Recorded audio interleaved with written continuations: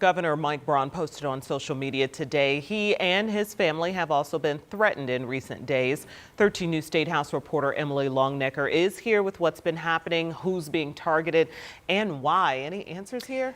Well, you know, the governor, now the most recent, he made the announcement about the threats this afternoon, saying, as you said earlier, he said enough is enough of the threats. And I talked to him yesterday about the growing number of them that were happening with lawmakers. And at that time, he said there's no room for it and said hopefully it's going to end. But of course, that's not what we have seen happen. At this point, 7 Republican state senators have come out and said they've been threatened in some way in just the past 6 days. The threats started last weekend with Republican State Senator Greg Good.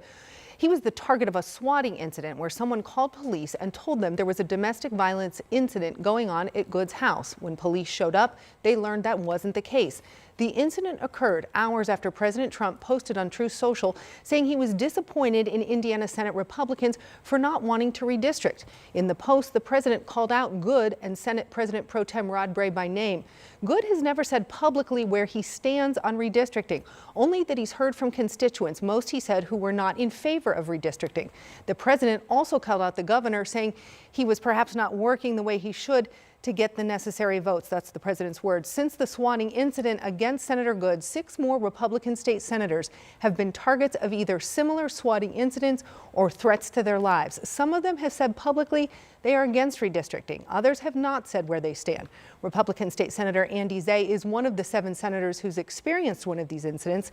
Zay says yesterday afternoon, someone called Indiana State Police and said they'd planted a bomb at Zay's place of business in Huntington.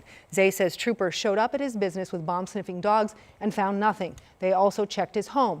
Zay says this is not the first time he has received threats. I need to share personally that this is not the first time. I mean, over the course of 10 years, I've had my life threatened. I've had people threaten to go threaten my kids at school, my family, people coming to my home uninvited.